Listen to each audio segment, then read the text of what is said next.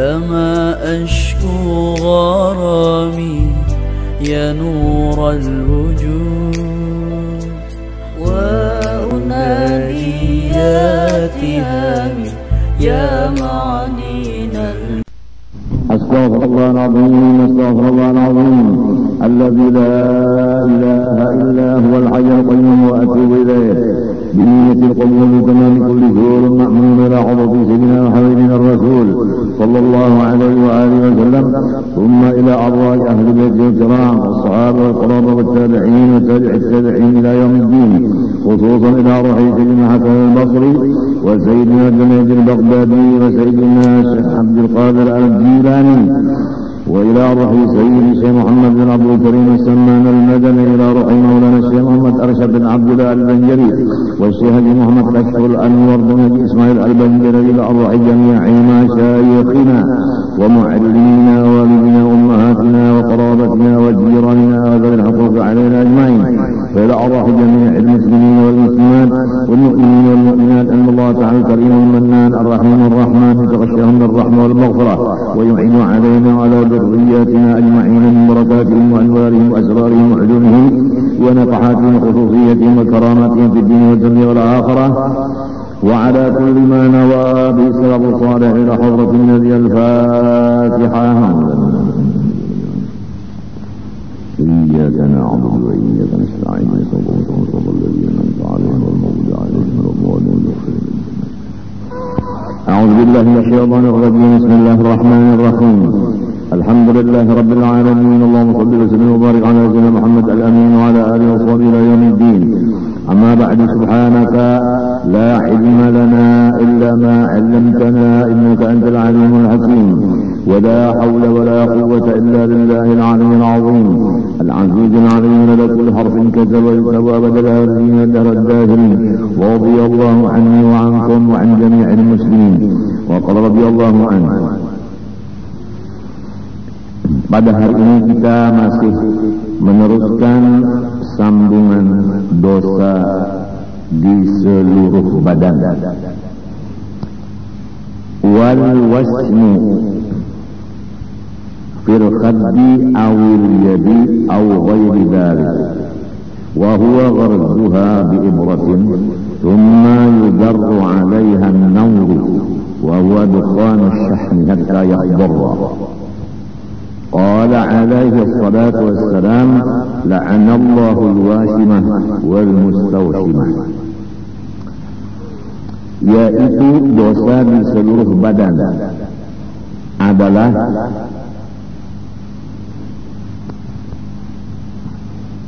mencucuk akan pipi atau tangan atau anggota lain dengan jarum, kemudian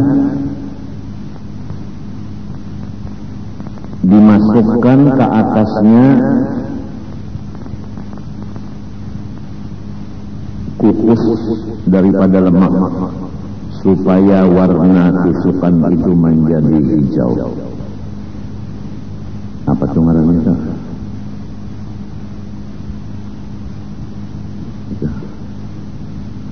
Tato. Jadi kalau sudah tahu bahwa tato itu adalah dosa seluruh badan, mudah-mudahan kita dapat hidayah dan taufik sehingga bisa menjaga diri dari tato-tatoan itu tadi. Rasulullah SAW bersabda, Allah telah mengutuk orang yang tukang tato dan yang meminta tato.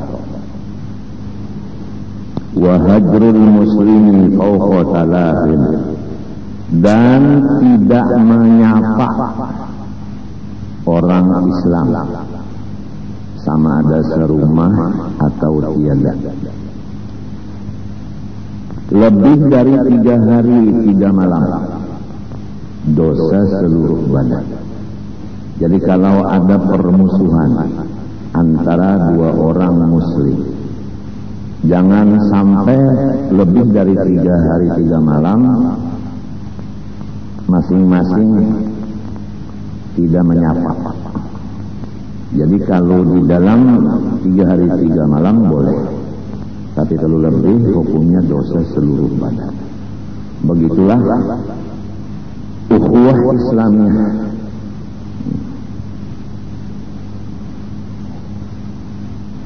Mahma ghadiba alaihi, tapi apabila disebabkan dia marah.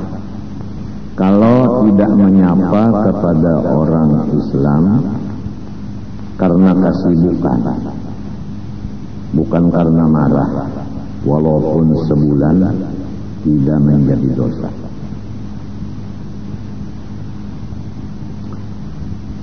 Liqaulihi sallallahu alaihi wa alihi wasallam, la yahillu li muslimin an yahjura akhahu fawqa thalathati ayyam. Faman hajarahu fawqa thalathin famata dakhala an-nar. Artinya tidak halal bagi orang Islam bahwa tidak menyapa ia akan saudaranya seagama lebih dari 3 hari 3 malam. Maka siapa-siapa yang melakukannya lebih dari 3 hari 3 malam lalu habis umurnya mati, langsung ia masuk neraka. Maksudnya kuburnya dijadikan neraka, dan seterusnya dia masuk neraka di akhir.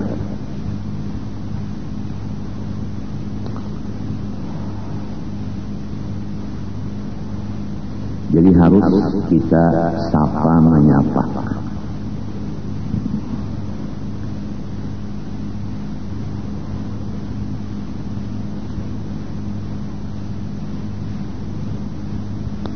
Illa li'udhrin syar'iyyin, terkecuali karena syariat membolehkan. Contoh, kakaunil mahjuri nahwa fasiqin au mubtadi'in, seperti keadaan orang yang tidak disapa itu orangnya seumpama fasik, yaitu memperbuat dosa di halayak ramai, atau orangnya bukan ahli sunnah wal jamaah yang disebut ahli bid'ah dalalah.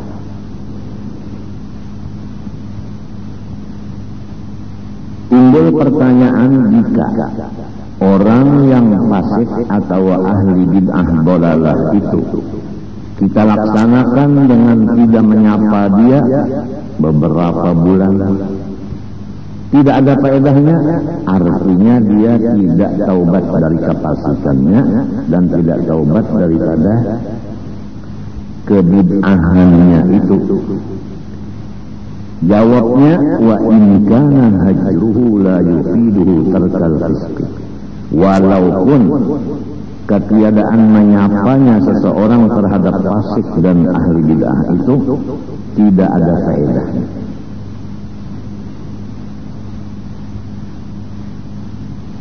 Timbul pertanyaan kedua, bagaimana seumpama orang yang fasik itu kita tegur dengan cara tidak menyapa? Niatan adalah nasihat, atau orang ahli bid'ah tadi? Jawabannya, lau alima anna hajrahu yahmiluhu ala ziyadatil fisq imtana. Jikalau tidak menyapanya itu kepada orang fasik dan ahli bid'ah menambah kefasikannya dan menambah kebid'ahannya, maka hukumnya tidak menyapa, haram. Diulangi, orang fasik, orang ahli bid'ah boleh kita tidak menyapanya lebih dari 3 hari 3 malam, terkecuali Adanya kita tidak menyapa itu menambah kefasikannya dan kebid'ahannya, maka hukumnya tidak menyapa itu haram.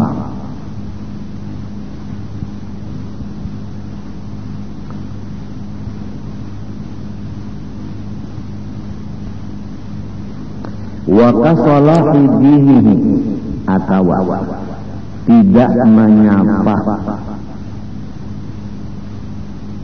kepada orang Islam bukan karena dia fasik dan ahli bid'ah, tetapi karena kesibukan seseorang yang tidak menyapa dengan urusan agama. Misalnya kita di dalam kamar sendirian, handphone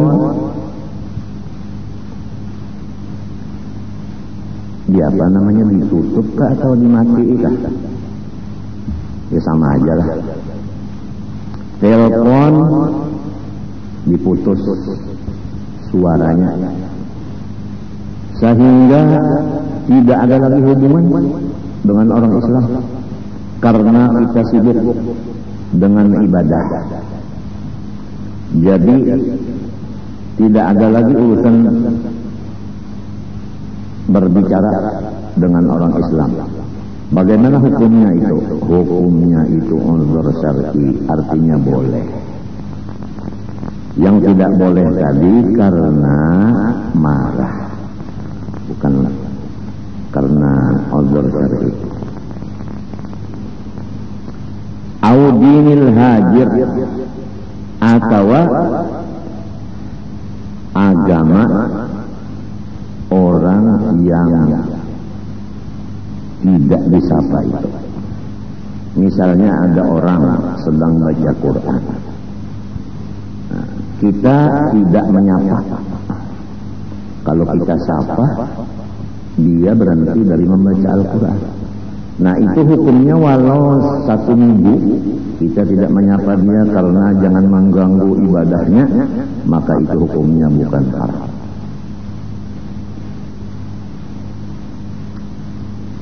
Fayajuzu, maka dibolehkan. Walau jami'ad dahri, walaupun seumur hidup. Nah disitulah orang-orang yang soleh-soleh, terutama di akhir zaman, banyak menutup akan lidahnya.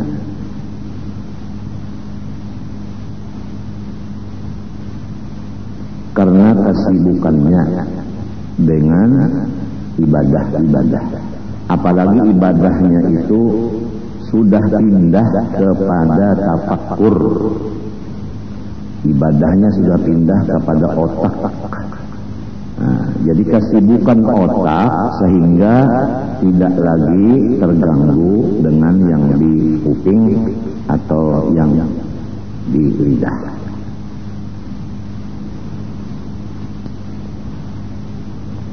Wa mujalasatul mubtadi'i awil fasiqi bisyurbi khamrin aw tarki wajibin.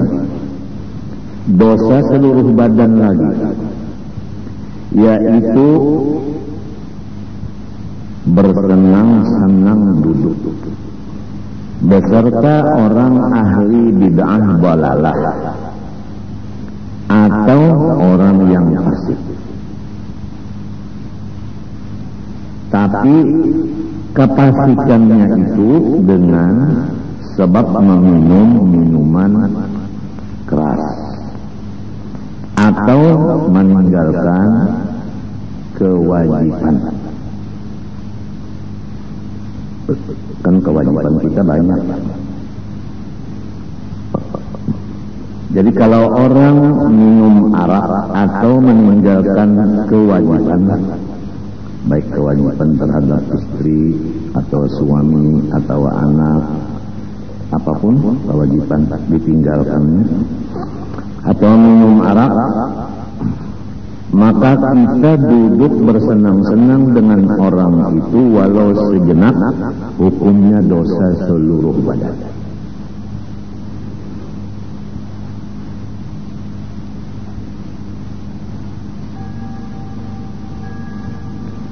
Liltinas duduknya tadi karena menghibur dia, menghibur ahli bid'ah, menghibur orang fasik.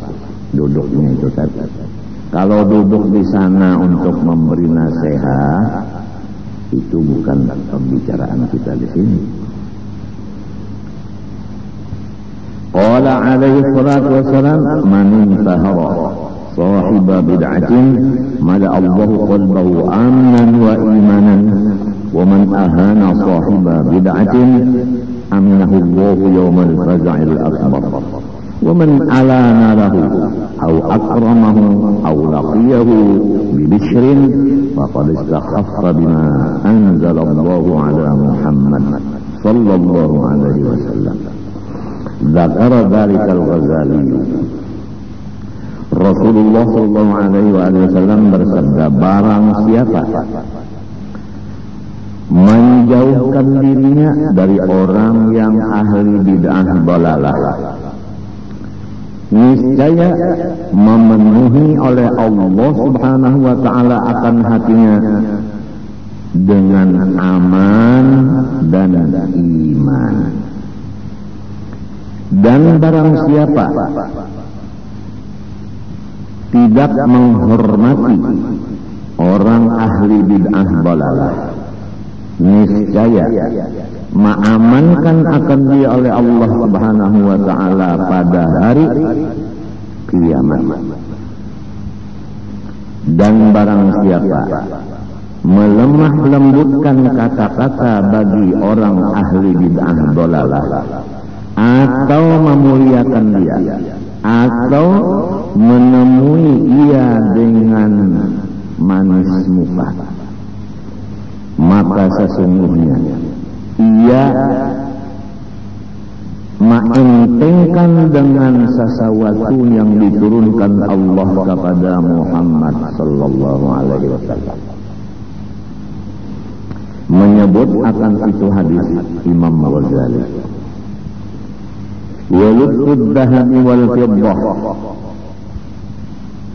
wal hariri aw ma aktharuhu waznan minhu lirrajulil baligh illa khatamal fiddah. Dosa seluruh badan lagi memakai emas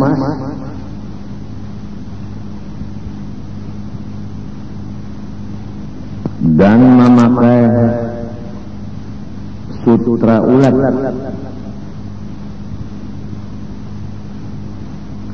atau yang bercampur dengan emas, bercampur dengan sutra ulat, tetapi timbangannya lebih banyak emasnya dan lebih banyak sutra ulatnya. Duna aksihi yaqinan. Kalau sutra ulatnya sedikit, banyak yang lain. Kalau emasnya sedikit, banyak yang lain. Duna, bukan hukumnya dosa seluruh badan. Yang diharamkan memakai emas itu atau sutra ulat itu laki-laki yang sudah baligh. Kalau perempuan boleh pakai emas, boleh pakai sutra ulat. Adapun laki-laki memakai perak dibikin cincin, maka wa yusannu lirrajul khatimu fiddatin atau khatamu fiddatin. Pahala sunnat bagi laki-laki memakai utas perak. Li'annahu sallallahu alaihi wa alihi wasallam ittakhadha khataman min fiddah lahu syekh. Karena Nabi Muhammad sallallahu alaihi wasallam pun membikin ia, artinya minta dibikinkan kepada orang, akan cincin daripada perak. Malahan ada tulisan di kepala cincin itu Muhammad. Kemudian itu dipakai untuk metok surah. Itu jadi model tok-tokan. Wal khalwatu bil ajnabiyyati ya lam takun hunaka imra'atun ukhra bi khilaf ma idza kana fala yusamma hina idzin khalwat. Dan dosa seluruh badan lagi berdua-duaan dengan perempuan yang halal di dalam tempat yang sunyi, yaitu sekira-kira tidak ada di sana perempuan yang lain. Bersalahan apabila perempuannya dua, maka itu tidak dinamakan bersunyi-sunyi. Wa safarul mar'ati wa in qasura li ghairi fardil haji min haji naflin aw umratin aw ghairi bi ghairi nahwi mahram. Dosa seluruh badan lagi berlayar perempuan walaupun tidak sampai 2 marhalah atau 90 kilo.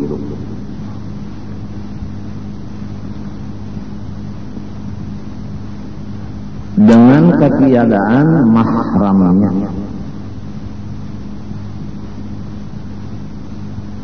Jadi jelas apabila perempuan berlayar tanpa mahram walaupun tidak sampai 90 kilo, perlayaran itu hukumnya dosa seluruh badan.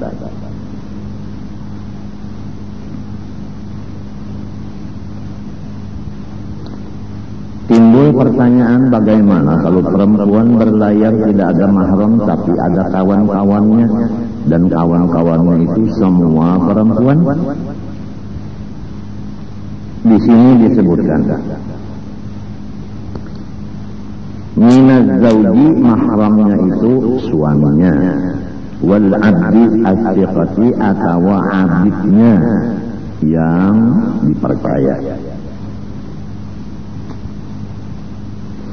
Fayahrumu dzalik, maka haram yang demikian dosa seluruh badan.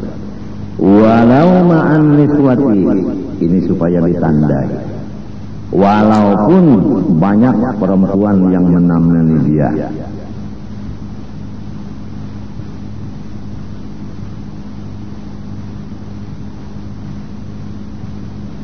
Jadi kita mudah-mudahan pertama udah tahu, yang kedua mudah-mudahan dapat taufik. Kalau sudah tahu namanya hidayah, kalau bisa melaksanakan perintah menjauhi larangan namanya taufik.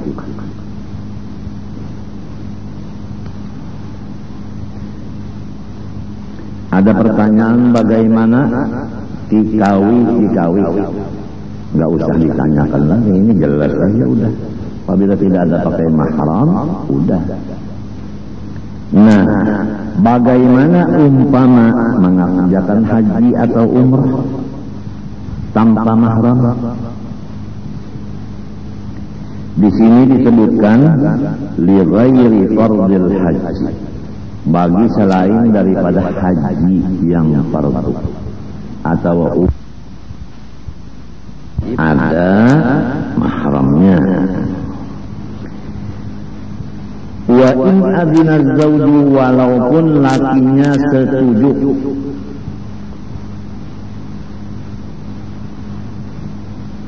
Setuju itu cuma ya setuju, bukan bersama-sama.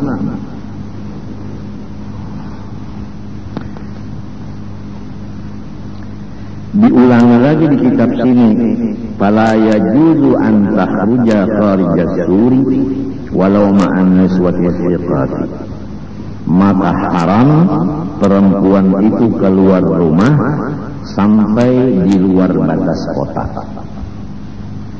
itu sampainya. Kan ada batas kota Martapura di sini. Nah, lewatnya itu nggak boleh lagi kecuali ada mahram. Jadi umpama perempuan mau mengganti gusi umpamanya, gusi kah? Nah, lagi diganti orang tuh gusi kah gigi kah? Lalu di Banjarhanyar, nang Jalan Banjarbaru adalah, nah kan di luar Martapura. Nah itu supaya jangan berdosa seluruh badan, ada mahramnya. Walau ma'an niswati siqat, walaupun serta bini-bini yang tidak melaksanakan kejahatan sesamanya. Artinya bini-bini yang baik-baik saja, tapi tidak ada mahram di sana. Tetap tidak boleh keluar dari batas kota tanpa mahram. Au adina zawju, walaupun suami telah merestui.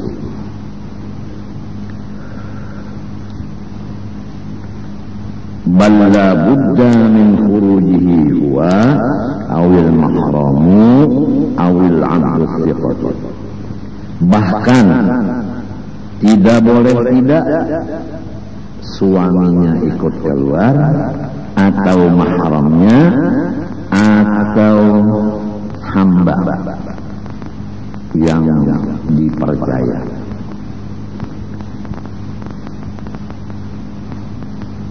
Timbul pertanyaan, bagaimana perempuan-perempuan di zaman sekarang ini keluar dari rumah menuju kubur? Kubur itu di luar batas kota. Jawabannya, fama yaqa'ul ana min khurujin nisa'i ilal maqabir kharijas suri ma'siyatun yajibu man'uhunna minhu, nabbaha ala dhalika syarqawi. Adapun kejadian yang sekarang, yaitu keluar perempuan-perempuan menuju kuburan yang letaknya di luar batas kota, hukumnya dosa seluruh badan dan wajib dicegah. Diterangkan yang demikian itu oleh Imam Syarqawi. Wastikhdamul hurri kurhan, dan memaksa orang-orang merdeka dijadikan khaddam.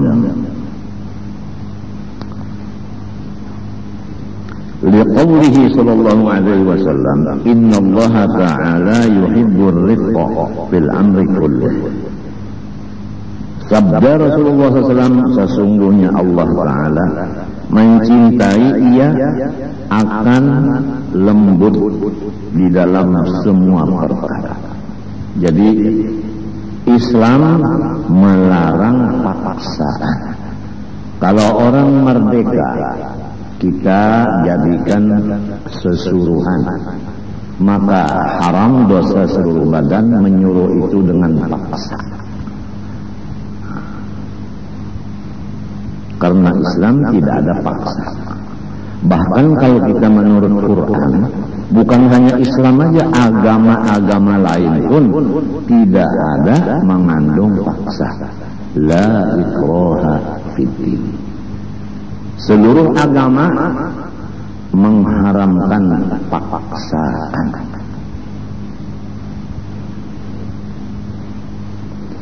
Wal istighfafu al istihza'u bil ulama.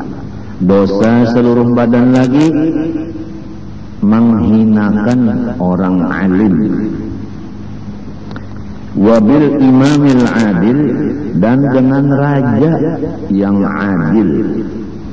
Wabisyaibil muslim, dan dengan orang Islam yang masih syaib orang yang tua.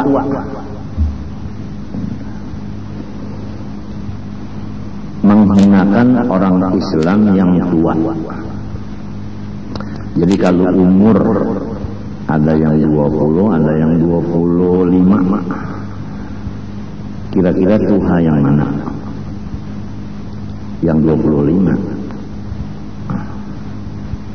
Jadi kalau yang 20 ini alim, yang 25 itu tidak.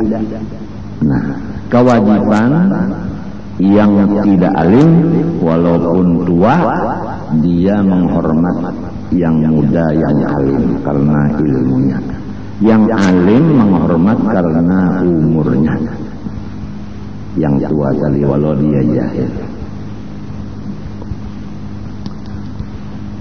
Qala sallallahu alaihi wa alihi wasallam laisa minna man lam yuwaqqir kabirana wa lam yarham saghirana wa lam ya'rif li'alimina haqqah.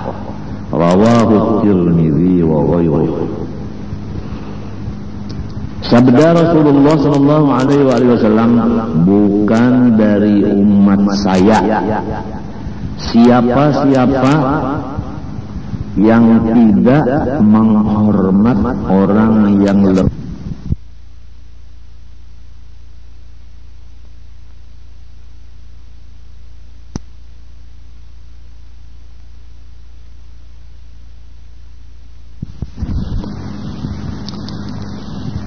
Qala sallallahu alaihi wa alihi wasallam laisa minna man lam yuwaqqir kabirana wa lam yarham saghirana wa lam ya'rif li'alimina haqqah. Rawahu Tirmidzi wa ghairuhu. Sabda Rasulullah sallallahu alaihi wasallam, bukan dari umat saya siapa-siapa yang tidak menghormat orang yang lebih tua daripadanya, dan bukan umat saya orang-orang yang tidak menyayangi yang lebih muda dari dia, dan bukan umat kami tua dan muda yang tidak menghormat ulama-ulama. Riwayat Imam Tirmidzi dan lainnya. Wa qala sallallahu alaihi wa alihi wasallam akrimul ulama fa innahum 'indallahi kurama. Wa qala sallallahu alaihi wasallam min ijlalillah ikramu bis-syaibatil muslim.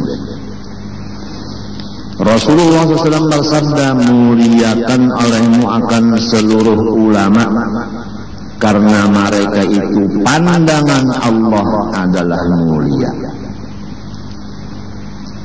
Sabda Rasulullah SAW, tanda membesarkan Allah Ta'ala yaitu menghormat orang Islam yang lebih tua dari dia. Wa min tamami tawqiril masyayikh alla yatakallama baina aydihim illa bi'ilmi. Termasuk menghormat akan ulama, jangan berbicara satu huruf di depan beliau tanpa izin lebih dahulu. Wa fil khabar ma waqqara syabun shaykhan illa qayyadallahu lahu fi sinni man yuwaqqiru.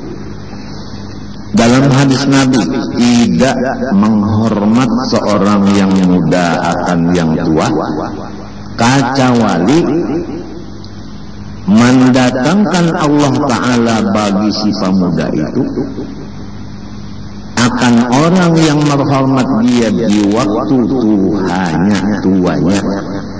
Maksudnya, orang yang menghormat orang tua diberi umurnya lanjut, dan di waktu lanjut umurnya orang menghormat dia. Coba bayangkan, kalau kita tua banyak yang menghormat, bagaimana bahagianya? Bayangkan balikannya, diri tua, orang semuanya menjauh, Wa mu'adatul wali, dosa seluruh badan lagi, yaitu memusuhi waliullah. Wa huwa wali itu imma bimakna al-fa'il, ada dengan arti wajan fa'il. Jadi fahuwa man tawalla ta'atuhu min ghairi an yatakhallaha isyanun. Kalau wali dimaknai dengan wazan fa'il, maka maksudnya wali di sini orang yang terus-terusan ibadahnya tidak ada disalat-salati dengan maksiat. Wa imma bimakna al-maf'ul, ada dengan makna maf'ul. Bagaimana kalau wali dimaknakan maf'ul? Bahwa man yatawala alaihi ihsanullahi ta'ala wa ifdaluhu, yaitu orang-orang yang senantiasa Allah berbuat baik kepadanya dan senantiasa Allah mencurahkan kenyamanan, kenikmatan kepadanya. Kada ta'rifat, seperti itulah di dalam kitab At-Ta'rifat karangan Imam Jurjani. Qala Rasulullah SAW, inna Allah ta'ala qala man adali waliyan faqad adantuhu bil harbi ay a'lamtuhu anni muharibun lahu. Rasulullah SAW bersabda, sesungguhnya Allah Ta'ala berfirman, hadis kursi, siapa-siapa yang memusuhi ia akan wali-waliku, maka sesungguhnya aku beritahu kepadanya bahwa aku memerangi akan musuh-musuh wali itu. Wal i'anatu 'alal ma'siyati, dan dosa seluruh badan lagi membantu atas pekerjaan maksiat. Contoh ka'it'ami muslimin mukallafin kafiran mukallafan fi nahri Ramadan, seperti memberi makan orang Islam yang mukallaf kepada orang kafir yang mukallaf di hari Ramadan siang. Jadi orang Islam ini sudah mukallaf, ada orang kafir mukallaf juga. Orang Islam yang mukallaf ini memberi makan orang kafir di hari Ramadan siang, maka orang Islam tadi dosa seluruh badan. Padahal orang kafir itu kada puasa juga, cuma membantunya itu. Judulnya membantu atas maksiat. Wa tarwijuz zaifi, dosa seluruh badan lagi, yaitu menggunakan uang palsu. Wa huwa ma yawudduhu baitul mal min ad-darahim, yaitu uang yang sudah ditolak oleh negara beredarnya. Qala Rasulullah SAW, man sanna sunnatan sayyi'atan fa'amila biha man ba'dahu kana 'alaihi wizruha wa mithlu wizri man 'amila biha la yanqusu min awzarihim syai'un. Wa qala ba'duhum infaqu dirhamin zayyifin asyaddu min sariqati mi'ati dirhamin li'anna sariqata ma'siyatun wahidatun wa qad tammat wa inqata'at wa infaqu dzaifi sunnatun sayyi'atun ya'malu biha man ba'dahu fayakunu 'alaihi wizruha ba'da mauti ila mi'ati sana wa mi'ati sana ila an yafna dzalika dirham.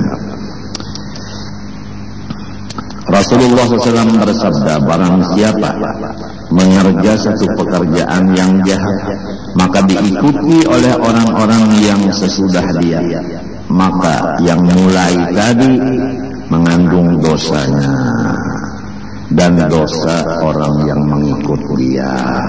Tidak dikurangi dari dosa yang mengikut itu sedikit pun.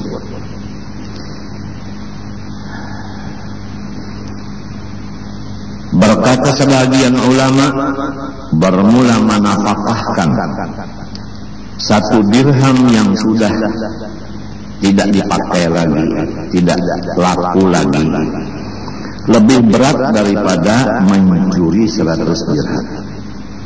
Karena mencuri itu dosanya 1, selesai. Tapi kalau uang yang palsu itu, kecuali dia sudah hancur semuanya, baru dosanya habis. Itu berkelanjutan.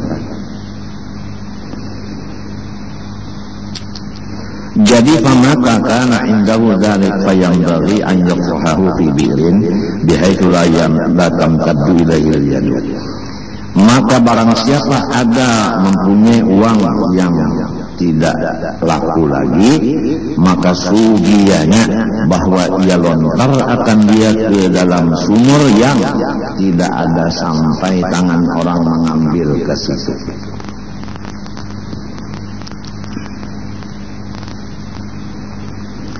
Fa'in afsadahu bihaitsu la yumkinu ta'amul bihi jaza. Jikalau dia rusak atau dia bakar supaya jangan lagi digunakan oleh orang lain, hukumnya harus.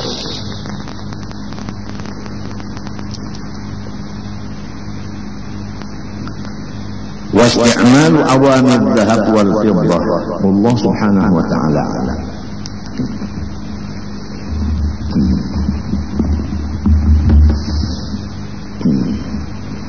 Bismillahirrahmanirrahim. Qala rahimahullah ta'ala wa nafa'ana bihi wa bi'unu fid dharain. Amin.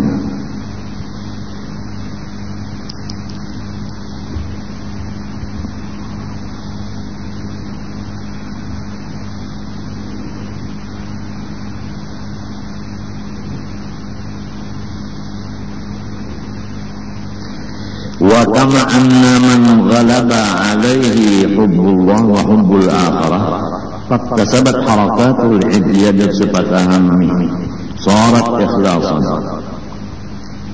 Imam Ghazali mengatakan dalam ini kitab, orang-orang yang udah banyak hatinya itu mencinta Allah dan banyak mengingat Allah,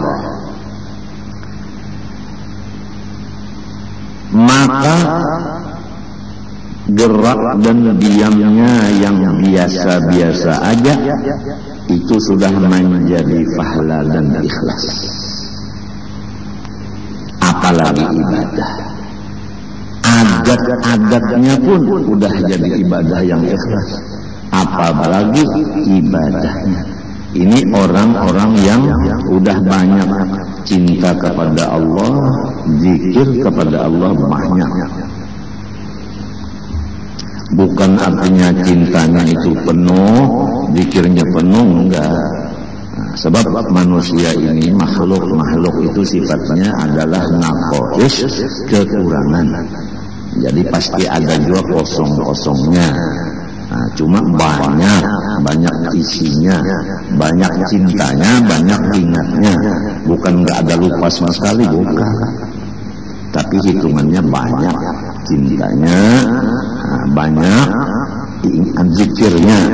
Maka orang itu gerak dan diam yang biasa-biasa aja udah menjadi ibadah yang ikhlas. Adapun falladhi yaghlibu ala nafsihi dunya wal 'ulu riyasatan wa bil jumlah ghairullah faqad iktasabat jami'u harakatil sifat pada taskamul ibadatuhu. Adapun orang-orang yang penuh hatinya, maksudnya banyak urusan dunia dan urusan senang jadi pemimpin, baik pemimpin rumah tangga maupun pemimpin keluarga maupun pemimpin ya macam-macam lah. Kalau itu memang hobinya, pertama hobinya dunia, yang kedua hobinya itu ketujuh ma'atasi, yang ketiga hobinya itu pangkat, tugasnya yang lain dari Allah lah, gitu. Kalau udah hobinya lain dari Allah, maka semua gerak diamnya itu tidak bisa selamat daripada riya. Walaupun min saumin wa salatin wa ghairi dzalik, walaupun salat dan puasa. Jadi keringkasan faidah ilajul ikhlas kasru hububin nafsi wa qat'u tam'i anid dunya wa tajarrudu lil akhirah. Obat supaya mencapai ikhlas. Pembicaraannya ini, ikhlas itu menyatakan hatinya udah sehat.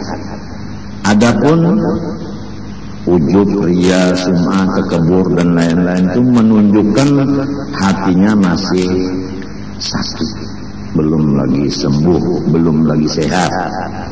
Supaya sehat hatinya, sembuh, yaitu melemahkan nafsu daripada menghendaki bahagian-bahagian si nafsu itu. Seperti orang berwudu. Wudu itu ada kalanya wajib, ada kalanya sunnah. Itu. Tapi nafsu itu bisa mencampur. Kalau aku berwudu selain dari wajib atau sunnah, aku segar. Nah, segar ini sesuai dengan nafsu. Nah, jadi itu jangan ada itu. Yang sesuai dengan nafsu itu jangan ada. Nah, kalau udah ingat ini sunat, sudah. Jangan lagi disambung dengan supaya segar dan macam-macam.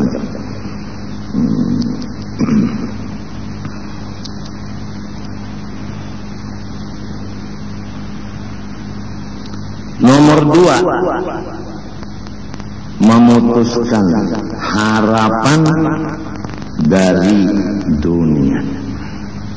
Jadi selama manusia masih mengharapkan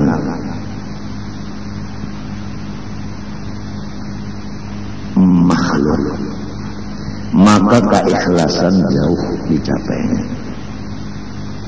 Oleh sebab itu, almarhum Guru Haji Seman Mulia berkata kepada muridnya pada pengajian hari Sabtu pagi, bahasa Banjar, galuh-galuh ingatakan jangan bapingkut disuruh bantuan guru. Jadi kita ini jangan berharap kepada makhluk. Yang kita harap Allah. Jangan kita berpegang kepada makhluk. Yang kita pegang Allah. Dalam sifat 20 udah kita baca, kita dengar bersama-sama. Tinggal lagi taufik mudah-mudahan. Allah Subhanahu wa taala bersifat qiyamuhu binafsih. Artinya kaya. Dalil innallaha la ghaniyun 'anil 'alamin. Lalu sugianya bagi mukmin mu'taqid bahwa hendaklah ia mengharap akan Allah Subhanahu wa taala di dalam setiap hal ehwalnya. Jadi jangan mengharap murid, jangan mengharap guru. Guru mengharap Allah, murid mengharap Allah. Sama-sama. Itulah ujar arwah Guru Seman almarhum, jangan berikut disuruh bantuan guru. Dalam kitab kita lagi bahwasanya Tuhan bersifat hayat, dalilnya wa tawakkal 'alal hayyil ladzi la yamut. Sugianya bagi mukmin muttaqin bahwa ia menyerahkan dirinya kepada Allah, jangan menyerahkan kepada makhluk.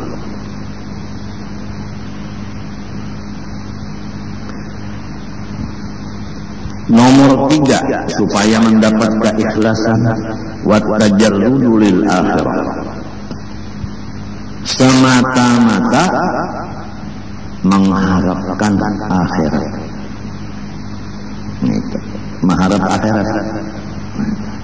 Kalau akhirat itu dimiliki oleh Allah jelas. Tapi kalau dunia ini kadang-kadang kita itu merasa bahwa ini milik manusia. Padahal dua-duanya milik Allah. Kalau orang yakin bahwa dunia akhirat milik Allah, dia mengharap Allahnya.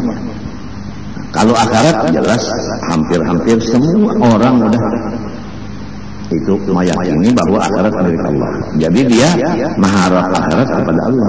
Tapi kalau dunia diantaranya ada kira-kira ya ada yang memandang dunia ini milik si A si B. Lalu yang diharapnya A dan B itu. Tapi kalau dia udah yakin bahwa dunia akhirat milik Allah, dia mengharap Allahnya. Nah itulah maksud Suruh Seman, jangan berpegang kepada surban tuan guru.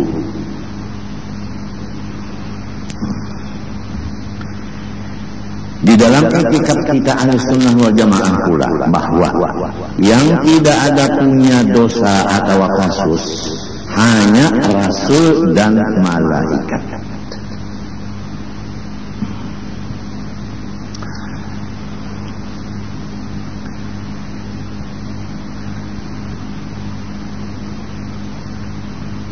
Maksud daripada semata-mata akhirat bihaitu yaghlibu dzalika 'alal qalbi, sekira-kira lebih banyak akhirat itu di hatinya dari dunia ini.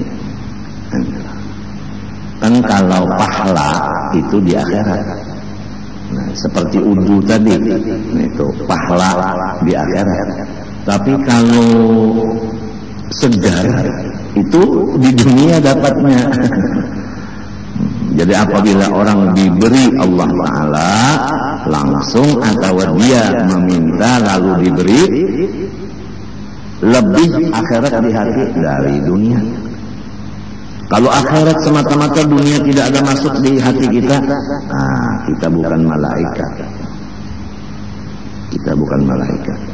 Cuma kata-katanya yaghlibu, banyak akhiratnya dari dunianya. Kalau hati begitu, yatayassarul ikhlas. Seakan-akan ikhlas itu sangat mudah bagi orang yang begitu hatinya. Wa kam min a'malin yat'abul insan fiha wa yadhunnu annaha khalisatun liwajhillah wa yakunu fiha maghruran li'annahu la yara wajhal akhir fiha. Berapa banyak amal-amal ibadah yang capek manusia mengerjanya, dan dia menganggap bahwa itu semata-mata karena Allah, padahal dia tertipu. Karena apa?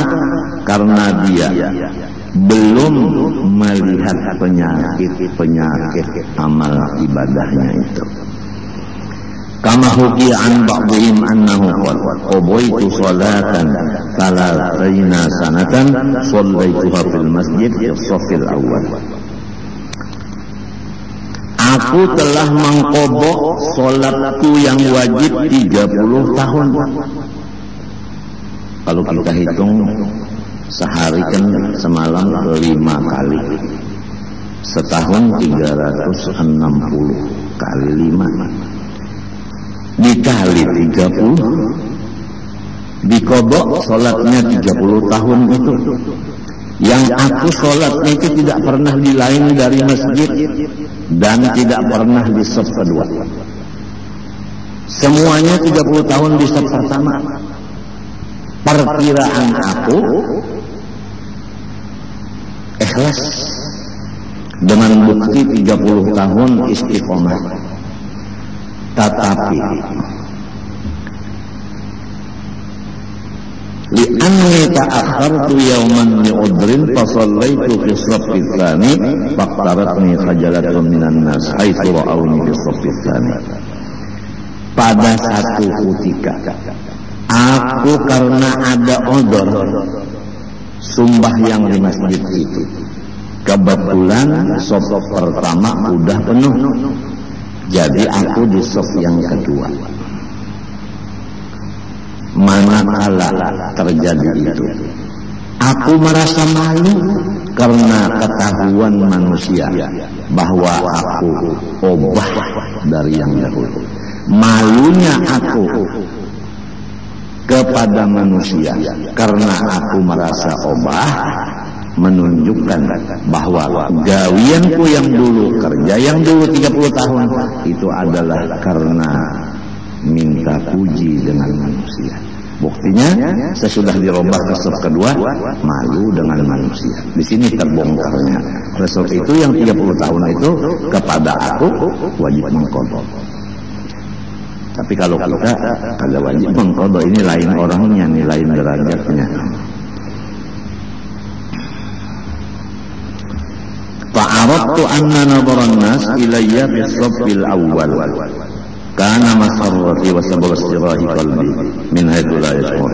Maka aku sudah yakin bahwa pandangan manusia kepada aku di saf pertama 30 tahun itu menjadikan kesenangan hatiku, dan aku tidak sadar bahwa itu adalah karena manusia. Wahada daqiqun ghamid qallama taslamul a'mal min amthali wa qallaman yatanabbahu lahu. Bermula masalah seperti ini sangat halus dan sangat dalam.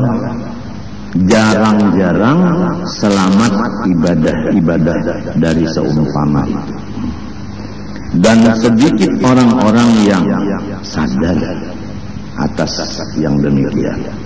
Illa man waqafahu Allah Ta'ala, kecuali orang yang ditolong oleh Allah. Jadi jalannya sebagaimana perkataan Guru Bangil, menadah, minta kepada Allah supaya diberi Allah Ta'ala taufik dan hidayah. Wal ghafilun anhu yarawna hasanatihim kullaha fil akhirah sayyi'ah. Adapun orang-orang yang melupakan tentang masalah keikhlasan dalam ibadah, nanti dia di akhirat jelas menyatakan, melihat dengan mata kepalanya bahwa semua ibadahnya itu dosa. Wa hum muradun bi qoulihi ta'ala, itulah yang dimaksud dengan firman Allah, wa badalahum min Allah ma lam yakunu yahtasibun wa badalahum sayyi'atu ma kasabu. Nampaklah bagi mereka dari Allah sesuatu yang tidak dikira-kira mereka. Nampaklah bagi mereka akan kerjaan-kerjaan yang dulu di dunia dianggap baik, sekali di akhirat itu adalah dosa. Wa biqaulihi ta'ala qul hal nunabbi'ukum bil akhsarina a'mala alladhina dhalla sa'yuhum fil hayatid dunya wa yahsabuna annahum yuhsinuna sun'a. Firman Allah Ta'ala lagi, hai Nabi Muhammad, sampaikan, hendakkah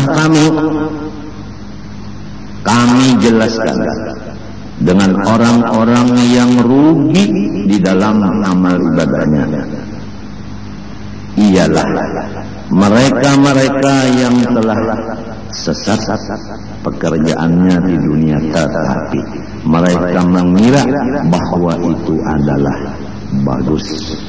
Artinya dianggap ibadah padahal isinya maksiat, yaitu kada ikhlas. Wa asyaddul khalqi ta'arrudan bi hadhil fitnah al-ulama. Coba ini diperhatikan, bermula yang paling berat daripada makhluk mencapai derajat ikhlas adalah ulama zahir.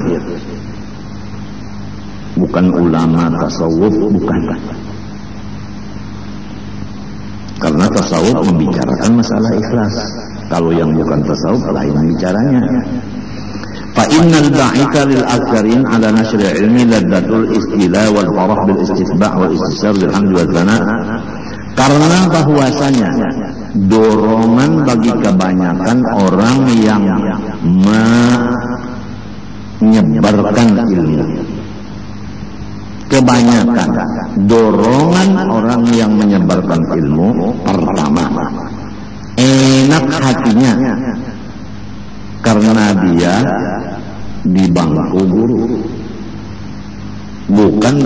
murid. Kan satu kelainan, bangku guru dengan bangku murid itu ada kelainan. Nah, dia lezat duduk di bangku guru, artinya lezat menggurui kepada orang.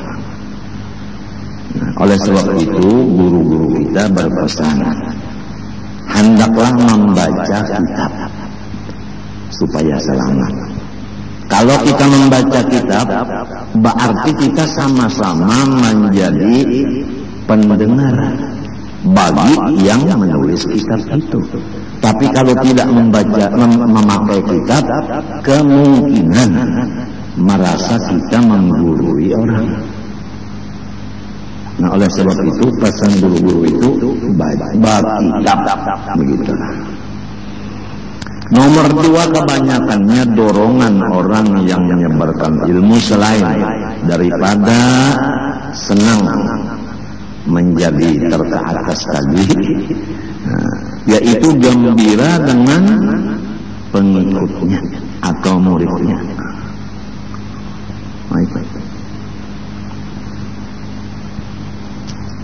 Yang ketiga, merasa terbuka lebar dadanya karena mendengar di mana-mana julukan-julukan orang, pujian-pujian orang. Itu ada 3 dorongan-dorongan orang mewantarkan ilmu-ilmu zahir. Wasyaitanu yulabbisu alaihim dzalik. Syaitan mendorong dan mendukung akan hati-hati orang itu atas pekerjaan yang 3 tadi. Pertama, ladzat istilah, 2 farah bil istitba', 3 istibsyar bil hamdi wa thana. Wa yaqulu, syaitan lagi bisa membisiki di pikiran, gharadukum nasru dinillah wan nabulu an syar'i alladhi syar'ahu Rasulullah SAW. Ujarnya setan di pikiran kita, lalu berpikir, aku mewantarkan agama Allah, padahal perasaan itu dari suara setan.